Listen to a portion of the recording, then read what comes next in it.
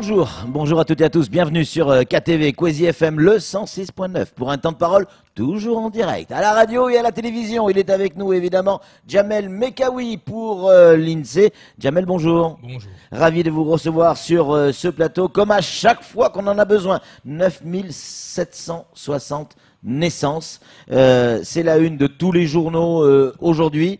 J'allais dire, on le savait déjà. Puisque c'est pas vraiment un scoop. L'information, elle est peut-être aussi ailleurs, parce que quand on décortique vos analyses, on se rend compte qu'il y a de plus en plus de naissances hors CHM, de plus en plus d'enfants qui font des enfants. C'est quoi cette histoire? Alors, il y a plusieurs choses. Donc, effectivement, le fait que les naissances augmentées, ça avait déjà été communiqué par le CHM en début d'année, Oui. avec une augmentation de leur activité. Alors, juste pour un peu préciser, on n'a pas exactement la même source. Oui. Le CHM, c'est leur activité, donc ils font un état des lieux. Là, on est vraiment sur des statistiques d'état civil. Oui. Donc, c'est des enfants qui sont déclarés à la mairie, immatriculés, et après qui rentrent dans le système pour avoir leur numéro de sécurité sociale. Donc, la première... Déjà, les chiffres collent. Oui, Hein? c'est vrai. On est sur le même ordre de grandeur, à quelques unités près. Mais globalement, bon après, le chiffre à un près, il n'est pas si important que ça, mais 9800 naissances, c'est ce qu'on a titré. On est sur quelque chose qui aujourd'hui est communément admis. Alors, la première chose qu'on voulait mettre en avant, c'est que ça augmente, mais pour être positif, un peu moins vite que les années précédentes. Oui.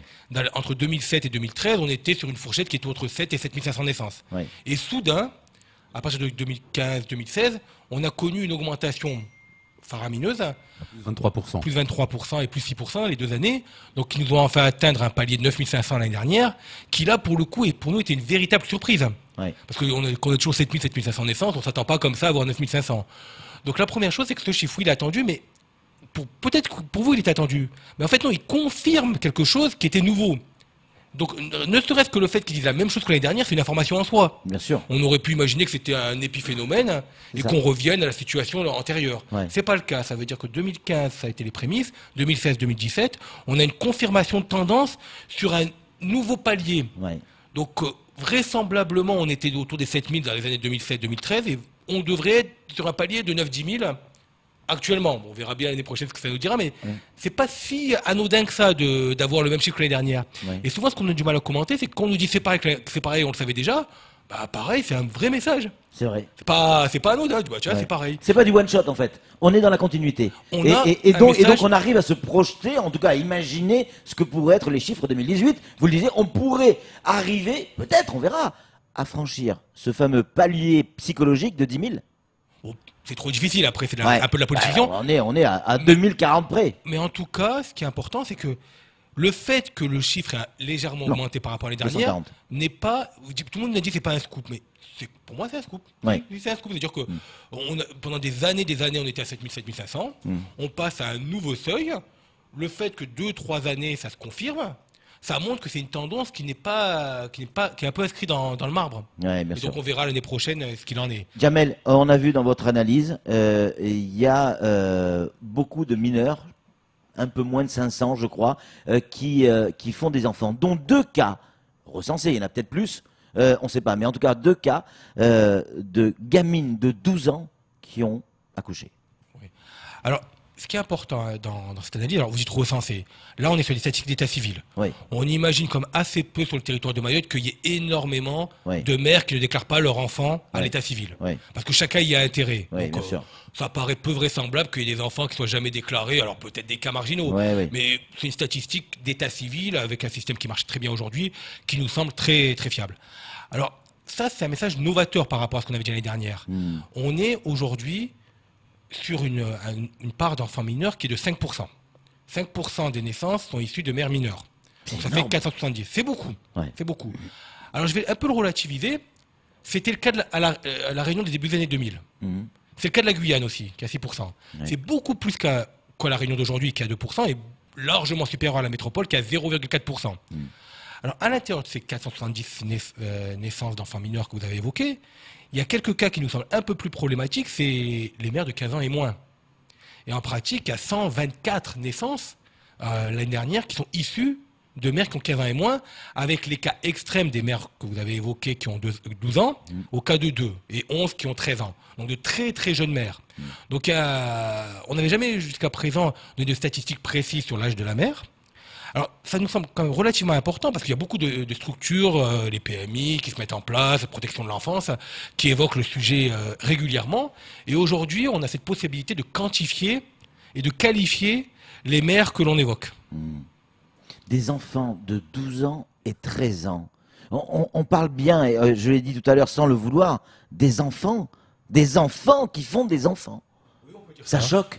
On peut dire ça, c'est quelque chose qui est quand même très suivi là. On est tous pères de famille, on se projette, c'est pas possible, c'est 12 ans, c'est presque un bébé encore. Bah, 12 ans, oui, très, très clairement, 12 ans, c'est quelque chose qui interpelle. Ouais. 12, 13 ans. 15 ans, quoi, 15 ans. 15 ans, c'est tôt. C'est-à-dire que c'est des questions. Alors, on ne sait pas comment c'était dans le passé, on ne l'a pas mesuré avant. C'est difficile de savoir si c'était un de fond. On sait simplement que, alors, petit point positif, en 2016, il y en avait un peu plus. C'était 490. Donc, ça diminue un petit peu par rapport à 2017. Donc, il est possible que ce soit un phénomène qui soit en régression.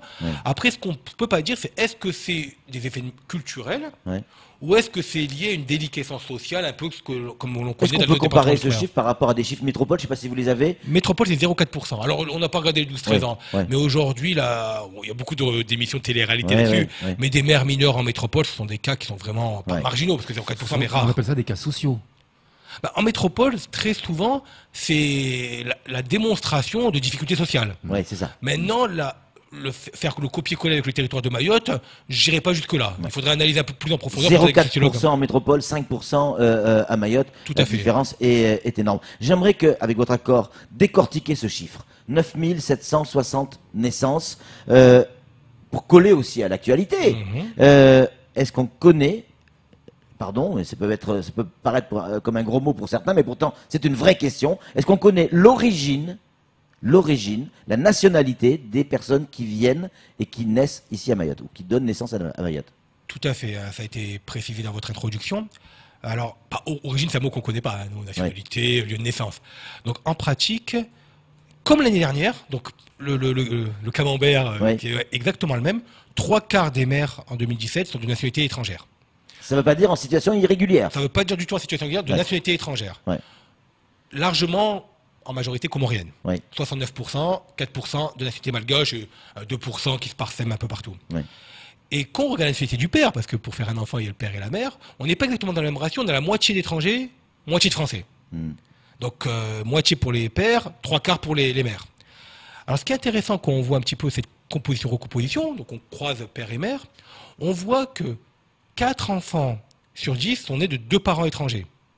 D'accord. Si on prend la contraposée, il y a 6 enfants parmi ces 10 enfants qui ont au moins un parent français. D'accord. Et donc qui accèdent à la nationalité française par filiation. D'accord. Donc c'est quelque chose d'important. Et on a, vous l'avez précisé, je pense c'est un chiffre assez intéressant, avoir 2 parents français à Mayotte, c'est un cas mineur. On est à 1 enfant sur 5 dont les 2 parents sont de nationalité française. 19%. 19% préposé. Oui, tout à fait. C'est la situation de Mayotte. Alors c'était vrai aussi l'année dernière, la répartition est exactement identique. On a une confirmation de la tendance de fond. C'était pas vrai en 2014, par exemple. En 2014, il y avait plus d'enfants qui naissaient français. 72% des enfants naissaient français parce qu'ils avaient un parent français. Là, on est à 6 et 4 de chaque côté, avec aussi un phénomène intéressant, beaucoup de mixité de nationalité. On a 39% des enfants qui ont un parent français, un parent étranger à Mayotte. Donc on voit bien que le fait pratiquement un enfant sur 2, quoi. Presque, voilà. Quasiment. Donc on voit bien que on n'est pas dans une structure, parce qu'il y a d'abord quelle est la nationalité de la mère, quelle est du père, et puis après comment ça se compose. Et on voit que la mixité fonction de la nationalité est quelque chose de très fréquent sur le territoire de Mayotte. Jamel, est-ce que tous les enfants naissent au CHM ou dans un lieu médicalisé? Alors, ce qui est important de dire, c'est que dans cette publication, on parle de naissance domiciliée. Alors c'est un peu compliqué, mais ce qui nous intéresse, en fait, c'est de savoir quel est le domicile de la mère au moment de la naissance de l'enfant, quel que soit son lieu de naissance. Alors pourquoi on dit cette statistique prioritairement? Parce qu'on considère que l'enfant il va rentrer chez lui, quel que soit où il naisse. Donc ça veut dire quoi? Ça veut dire que parmi ces naissances, bon, évidemment, il y a beaucoup de naissances à l'hôpital, très largement majoritaires, mais on a quelques naissances sur le territoire de Mayotte qui se passent hors hôpital, 360 pour être précis. Hors hôpital, c'est-à-dire où, par exemple? À la maison? Chez soi. D'accord, globalement. Vous avez cité un exemple de la route, bon, hors hôpital. Et si dans un peu un peu moins de la moitié des cas, sans la présence d'un infirmier ou d'un médecin. Donc ça peut être le pompier, ça peut être autre chose. Donc 300 naissances qui sont hors hôpital. Alors c'est un phénomène qui existe en métropole. En métropole, il y a 0,5% des naissances qui ont lieu hors hôpital. Ouais. C'est compliqué la naissance, on n'est pas obligé d'avoir le temps d'arriver jusqu'à l'hôpital. Alors autre phénomène intéressant, c'est que je vous ai parlé de naissance domiciliée, c'est important.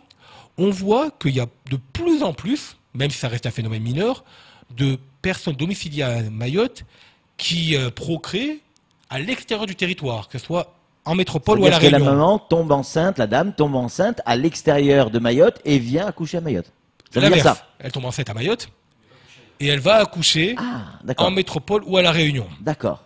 Donc, et essentiellement des femmes des françaises. Ouais. Donc on sent qu'il y a une prémanence, une propension de plus en plus présente des femmes françaises à Mayotte à aller vouloir accoucher à La Réunion ou en métropole. Donc en 2014, c'était 150, c'était assez faible, et là on est passé à 300.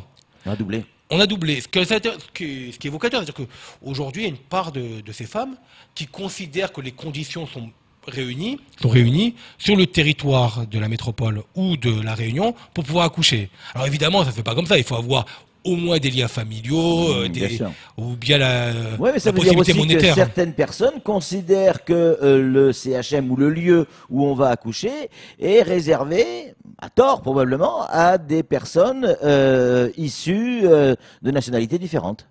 Je ne sais pas si c'est la conclusion, Ouais. mais en tout cas, il y a 300 mères qui ont fait le choix, Ouais. alors pas toujours le choix, des fois il y a des cas médicaux, mais Oui, bien sûr. globalement, il y a des mères qui ont fait le choix d'aller accoucher dans un hôpital qui se situe, ou dans un lieu qui se situe hors Mayotte. Ouais.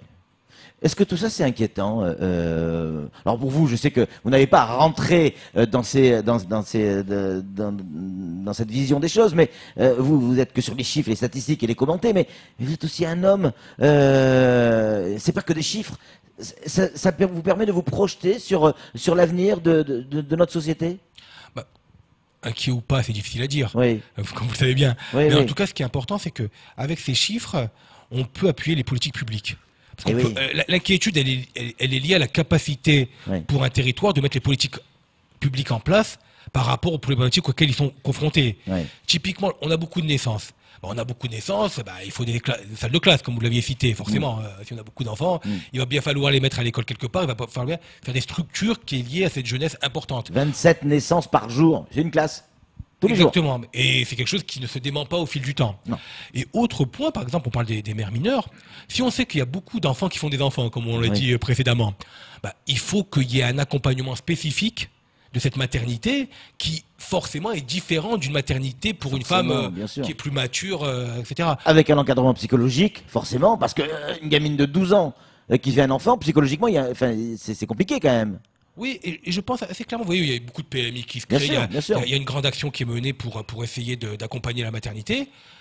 Le fait de démontrer ou bien d'analyser l'âge des mères, ça permet de mieux orienter les actions en faveur de ces mères-là. Samuel Bocher, le rédacteur en chef de France Mayotte Matin, a une question à vous poser, Jamel. J'en ai deux questions, mais la première déjà. En 2016, le nombre d'accouchements avait augmenté de 23%. En 2017, de 6%. Et en 2015, en 2016, 6%. Et 3% en 2017. Il y a un ralentissement qui est quand même très sensible. Est-ce qu'on a une explication à ça? Est-ce que c'est justement les accouchements à l'extérieur qui expliquent en partie? Non, ils sont comptabilisés, hein, les accouchements extérieurs sont comptabilisés dans Ouais, les donc c'est 1700. pour ça, hein. Donc, en fait, on ne s'explique pas bien encore le phénomène. On a besoin de prendre un peu de recul avec différentes données disponibles. La première question, nous, qui se pose et sur laquelle on n'a pas encore de réponse formelle, donc je ne sais même pas si on aura une réponse, au moins on émettra des hypothèses, c'est pourquoi on est passé d'un seuil de 7000 à 9000. C'est ça, pourquoi on a changé de paradigme. Ça, c'est une question de fond. On voit que la croissance des naissances a beaucoup porté sur les mères comoriennes dans le temps. Maintenant, est-ce que c'est lié à une modification du comportement de fécondité de ces mères sur le territoire? Est-ce que c'est lié à l'arrivée en âge de procréer de mères du territoire ou à des flux migratoires nouveaux? C'est une question auquel on n'a pas encore les moyens de répondre. On peut que formuler des Ou hypothèses. une technique de comptage? Non, pas pour l'état civil. L'état Non, civil, ça c'est clair. on a peut-être une piste qui a été apportée par notre invité hier du collectif des citoyens de Mayotte qui disait que la société mahoraise a évolué avec le temps, que la nouvelle génération, la génération de notre invité, a été complètement différente de celle de ses parents, qui avaient beaucoup. C'est pas la même société. Et elle disait que l'immigration faisait que elle retrouvait l'ancienne société aujourd'hui côtoyant la nouvelle. C'est-à-dire qu'il y avait une régression dans la société, parce que ce sont des pays sous-développés, notamment les Comores et ainsi de suite. Est-ce qu'on peut l'expliquer de cette manière-là, des enfants mineurs? Parce qu'il fut un temps où à Mayotte, on faisait des enfants très tôt. Bah, disons que, alors pour l'augmentation, pour les mineurs, je ne sais pas trop, mais le changement est quand même extrêmement rapide. Des changements de comportement, de mentalité en 1 an ou 2, je ne crois pas qu'on ait beaucoup d'exemples. Un changement de mentalité, ça prend du temps. On en a parlé tous les deux, Jamel. On en a parlé tous les deux, mais en 2015, c'est vrai qu'on a levé les 300 € qui étaient demandés pour un accouchement. C'est devenu gratuit à cette époque-là. Est-ce que ça a contribué? Pourquoi pas? C'est difficile, on peut l'envisager, mais ça paraît quand même beaucoup.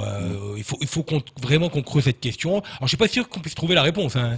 La question est extrêmement complexe, mais pourquoi le système change? L'immigration, c'est pas récent, c'est pas maintenant qu'on en parle. Mais pourquoi il y a eu une augmentation entre 2014 et 2017 de 2000 enfants nés de mères comoriennes? C'est une question dont on n'a pas la réponse. Hein. Alors, l'hypothèse des 300 €, les 300 € sont arrivés un peu après l'augmentation. Donc, du coup, on peut envisager toute hypothèse, mais en toute honnêteté, soyons humbles, on n'a pas la réponse. Dernière question, Jamel Mekawi, parce que c'est une question d'un auditeur. Est-ce que, avec la courbe que l'on connaît maintenant, puisque l'on a des chiffres tous les ans, avec la courbe qui existe, est-ce qu'on peut se projeter sur 2018 en respectant cette courbe? Et selon vous, en 2018, c'est-à-dire d'ici un peu plus d'un trimestre, on serait au conditionnel à combien? Non, on n'a pas cette réponse, hein, pas comme ça. C'est assez compliqué d'ailleurs. Il y a quand même cette courbe qui est on peut faire des projections de voir. Alors, je voulais dire quelque chose. Je ne vais pas totalement répondre aux questions parce que je suis pas vraiment habilité. La barre des 10 000, vous pensez en 2018? J'en sais rien, vraiment. Ouais. Alors, je vais quand même vous répondre. Pourquoi pas? Mais malgré tout, nous, notre rôle premier, hein, c'est d'éclairer le débat public, hein, je veux dire, mais essayer de voir quelles ont été les conséquences des politiques publiques aussi. Alors, je vais préciser un peu les choses. Vous avez parlé de l'amendement Tani qui a eu lieu. Il y a des amendements. Il y a quand même, vous avez parlé avant, des moyens ou des actions qui sont mises en place pour lutter contre des dérives d'immigration clandestine et en particulier les fausses reconnaissances de paternité. Si cette action est menée, il est probable ou possible que ça impacte les naissances ou la répartition de la mixité. Si par exemple il y a beaucoup de parents de fausses déclarations, je sais pas, hein, si jamais on lutte efficacement contre, ben peut-être que vous aurez moins de mixité dans les déclarations. Donc là, il y a une politique qui est mise en place, il y a une action forte de l'État, il y a une politique qui est mise en place, et la question qui se pose, c'est quel impact elle aura sur les chiffres à venir.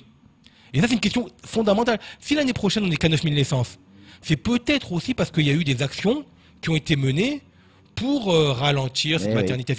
Si ça continue ou ça s'amplifie, peut-être que l'action s'est montrée moins efficiente qu'elle avait été initialement prévue.